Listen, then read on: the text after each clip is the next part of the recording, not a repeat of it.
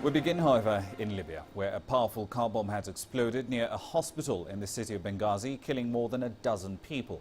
There is some confusion, however, about the precise number of fatalities. The country's Deputy Interior Minister Abdullah Massoud put the death toll at 15, although a health ministry spokesman, Salah Adeldayem, said only 4 people had been killed.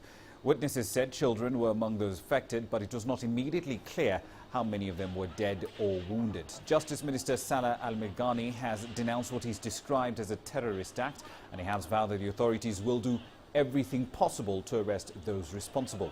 This explosion is the latest in the string of bombings in the eastern city in recent days. Let's get some analysis on what has happened in Libya now. We're now joined by Dr. Gamal Abdel Gawad, a professor of Middle Eastern politics. He's live in Cairo. Dr. Gawad, thank you for your time this afternoon. Libyan officials say this blast is the first such attack on civilians ever since Gaddafi's ouster. What does this, however, say in general about Libya's security?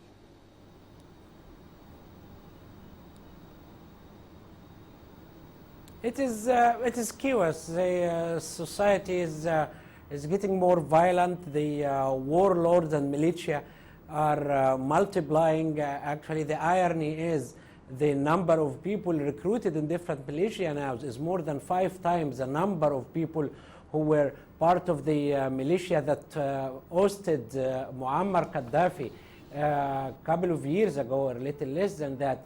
And at the same time, we see a government that is incapable of enforcing the law or having sufficient law enforcement forces, or a military that is capable of fighting or containing those mushrooming militia in the country.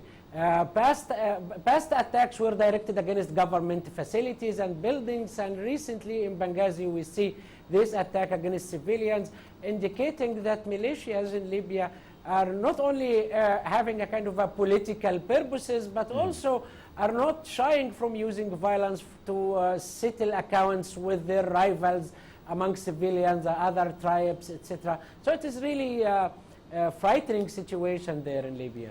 Indeed. The US president has come under quite a bit of renewed scrutiny over how he handled the September 11 blast and the attack that followed on the US embassy in Benghazi. What's your take on his response?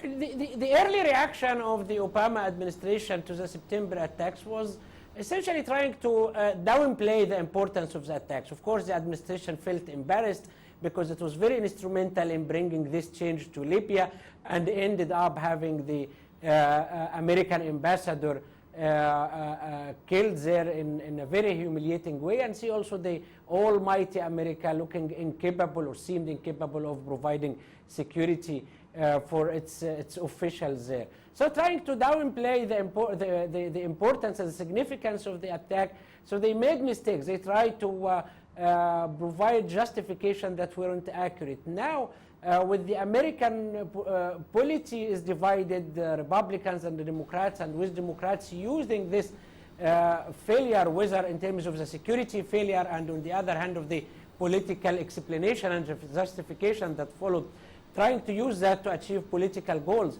within the rivalry or competition between the two parties. The president is trying again to kind of improve the image of, to present his administration as a responsible administration, credible, not lying if it knows, and capable of providing security, etc. So for a great deal now it became part of the internal American politics, and the president is trying to preserve and maintain the image of his administration.